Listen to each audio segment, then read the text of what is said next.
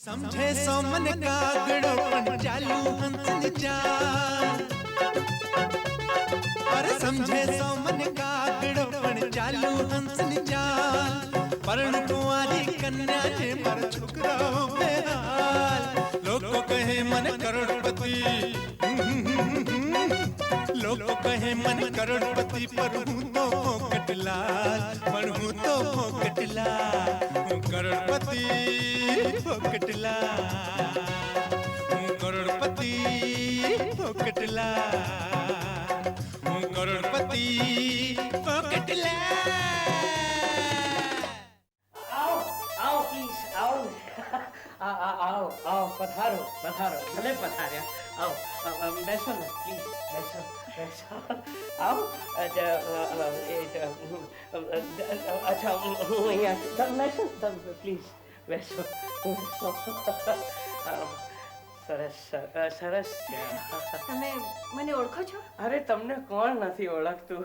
તમને ધરતી ઓળખે છે, આઈ એમ સોરી, તમને ધરતી ઓળખે છે, આસમાન ઓળખે છે, ઊંચા ઊંચા તાળ ઓળખે છે, નાની નાની ક્યારીઓ ઓળખે છે. અરે તમને જોઈને તો મારા બગીચાના ફૂલો પણ મહેકી ઉઠ્યા. પણ હું તમને નથી ઓળખતી. હવે હું મારા માટે હું શું કહી શકું તમને?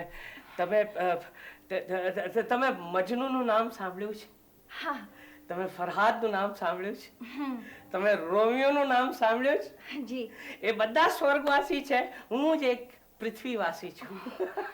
હવે તમે મને એમ કહેશો કે તમે કવિ પણ છો તો મને હેરત નહીં થાય. Thank you. હવે મારા મોઢે મારા વખાણ કરવું એ સારું ન કહેવાય ને. ઠીક, ત્યારે હું જ કહીશ. તમારી ભાષામાં જે લાવણ્ય છે એ મહાન કવિઓની રચનાઓમાં જ જોવા મળે છે. ક્યા વાત હે, ક્યા વાત હે ફોકટલાલ ફોફલિયા, ક્યા વાત હે. તમારું નામ પણ મીઠું છે. તમે ત્યાં કેમ જોવો છો? હું અહીંયા છું. કોણ છે ત્યાં? કોણ છે ત્યાં? કોઈ નથી. અરે હું તમારું નામ પૂછતા ભૂલી ગયો. શું નામ છે આપનું?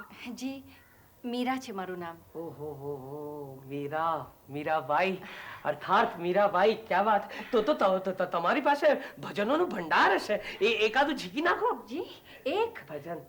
અરે તમે કહો તો ભજનોના ઝરણા વહાવી દઉં. પણ શું? મારે છે ને મારું ગળું સાફ કરવું પડશે. એક ગ્લાસ પાણી મળશે? પાણી? ઓહ, આઈ એમ સોરી. હા, તમને પૂછતા જ વિસરી ગયો. ચાલો, હવે તમે પાણી માંગી લીધું છે એટલે તમે બીજું શું લેશો એ તમને નહીં પૂછું. હમણાં લઈ આવું. આમ જાઓ, આમ ગયો ને આમ આવે. પાણી. તું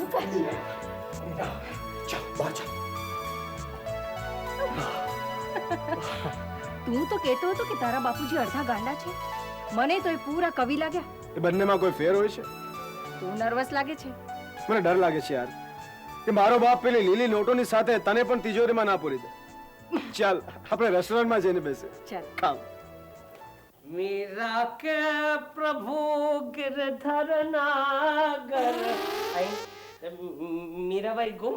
રામો, રામો સાહેબ, અહીંયા એક સુંદર કન્યા બેઠી હતી. એ તો ગઈ સાહેબ. ગઈ તો પછી આવી હતી શું કામ? જવા માટે. જવા વાયડો ન થા, વાયડો ન થા. કઈ કારણ હશે ને? શેના માટે આવી હતી?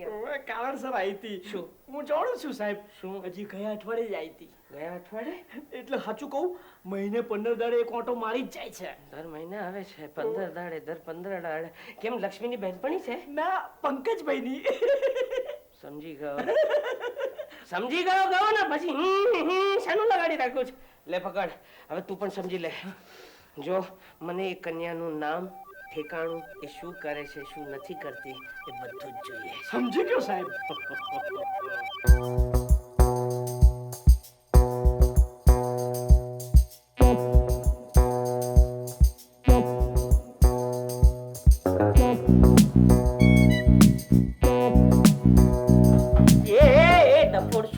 શું કરી રહ્યો? તારું છટકી તો નથી ગયું ને?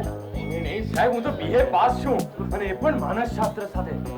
સાહેબ, હું આમ કહીને કહી દઉં કે તમારા મનમાં શું ચાલી રહ્યું છે? શું ચાલી રહ્યું? મારા મનમાં શું ચાલી રહ્યું? સાહેબ, તમે માથું તો નહીં લગાડો ને? અરે બોલ બોલ બોલ, બકી ના, બકી ના. સાહેબ, તમે એક કુંવારી કન્યા વિશે વિચારી રહ્યા હતા. તને કેવી રીતે ખબર પડી? યાર સાહેબ, બહુ સિમ્પલ છે. અરે આમાં તો કોમન સેન્સ ની વાત છે. તમે એક કુંવારા દીકરાના બાપ છો ને કુંવારા દીકરાનો બાપ કન્યા વિશે જ વિચારે ને, બહુ સ્વાભાવિક છે. બરાબર છે, બરાબર છે. પણ મને એક દીકરી છે, એનું શું? ઓફકોર્સ છે, દીકરી છે, પણ એની ચિંતા એને પોતાને છે. આ વાતની તને કેવી રીતે જાણ થઈ કે મારી દીકરીને એની પોતાની જ ચિંતા છે? સાહેબ મેં તમને હમણાં કહ્યું નહીં કે હું મનના વિચારો વાંચી શકું છું. મને એ છે કે મારી છોકરીના વિચારો વાંચવાનો સમય તને ક્યારે મળ્યો? સાહેબ એમાં એવું છે ને કે થોડા સમય પહેલા હું જ્યારે એના રૂમની દિવાલો ઠોકી રહ્યો હતો ને ત્યારે. એટલે તારો વિચાર શું છે? તારો વિચાર શું છે? નહીં લે બાબા, હું તો બાળ બ્રહ્મચારી છું સાહેબ. હું કઈ તમારી દીકરી જોડે લગ્ન ન કરી શકું. લગ્નની વાત નતો કરતો ટપોલ, લગ્નની વાત નતો કરતો. મારા આખા બંગલામાં ઠોકા ઠોક કરી નાખી છે. અરે એકે એક દિવાલની ઈંટ હલી ગઈ છે. હવે તો બસ કર. એ અશક્ય છે સાહેબ. અરે તમે મને આ બંગલાના ચોકીદાર તરીકે નિમ્યો છે, એટલે મારી ફરજ છે કે મારે તપાસી લેવું જોઈએ આ બંગલાની કઈ દિવાલ અંદરથી પોલી છે. અને પોલાણમાં, કયા પોલાણમાં મેં મારો ખજાનો છુપાવ્યો છે? ખજાનો? તું એ જ જાણવા માંગે છે ને? કે પછી તું એમ માને છે કે મારી પાસે ખજાનો જ નથી? અરે ખજાનો કેવો? અરે તમારી પાસે જો 100 રૂપિયા હોત તો તમે આમ કંગાળ ભિખારીની જેમ જીવત. હા, એક એક પૈસા માટે મોહતાજ હોત. હા, બરાબર. બજારમાંથી સડેલા ગળેલા ગંદા શાકભાજી લાવીને ખાતા હોત. મંદિરમાંથી પ્રસાદ લાવીને તમારું પેટ ભરતા હોત. ના. અરે કેવો ખજાનો! હાટ! નહીં, હા, બરાબર છે, બરાબર. તો પછી આ ઠોકા ઠોક શાના લીધે? શાના માટે આ ઠોકા ઠોક કરી રહ્યો છે? સાહેબ મારે તપાસી લેવું જોઈએ કે હા. નહીં કે આ બંગલાની કઈ દિવાલ નબળી છે જેમાંથી બાકોરું પાડીને ચોર અંદર ઘૂસી શકે. એ મારા ભાઈ છટકેલ બાકોરું છે ને તારા ભેજામાં પડવું જોઈએ. મારા ઘરમાં કોઈ બાકોરો પાડીને આવી જ ન શકે. ચોરને આવવું હોય ને તો આરામથી આવી શકે, કારણ કે મારા ઘરના બારી બારણા 24 કલાક માટે ખુલ્લા હોય છે.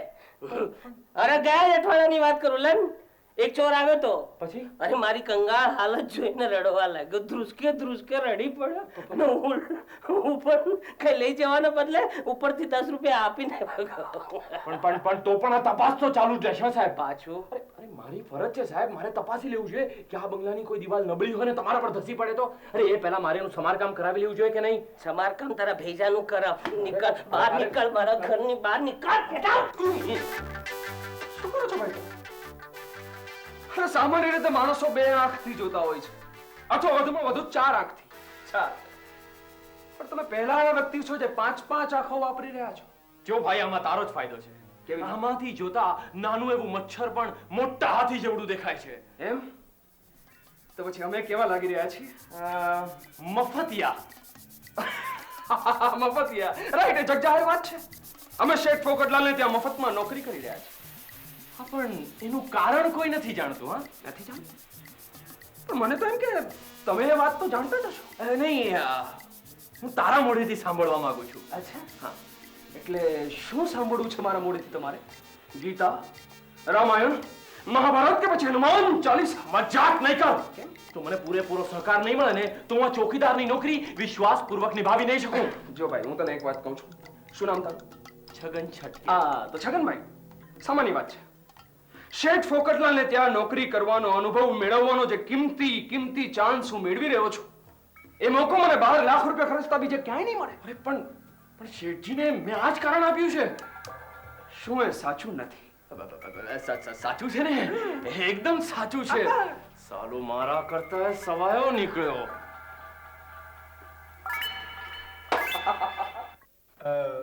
બે કુલ્ફી લાવજો અને જરા ગરમ લાવજો.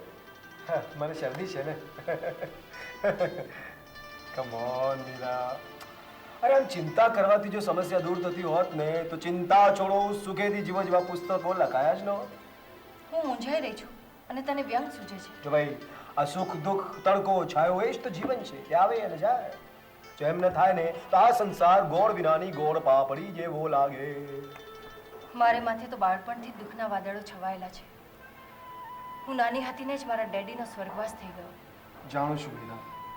તો પછી એમ ન કહે કે તડકા પછી છાંયો આવે.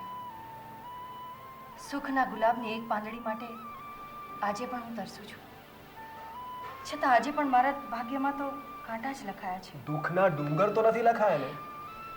મારા ઘરની છત નીચે એક દિવસ ગાડી જો તો તારો આશાવાદ પણ ઓગળીને પાણી થઈ જશે. ઓ યા, કુલ્ફી આવી ગઈ. હવે આ કુલ્ફી ઓગળીને પાણી થઈ જાય એ પહેલા આપણે ખાઈ લઈએ તો કેમ? Please Meera, come on, have it. મારા ગળે નહીં ઉતરે. એનો ઈલાજ છે મારી પાસે. હવે મને એમ કે તને કોઈ રોગ છે? ના. તું અપંગ છે? ના. કેમ? હું તને ચાહું છું. હા. ઈશ્વરે આટલી બધી કૃપા તારી ઉપર કરી છે કે નહીં એ વિશે વિચારને કુલ્ફી ખાઈશ ને તો પાક કરતી ગળા નીચે ઉતરી જશે. કોણ કરોડપતિ પોકેટ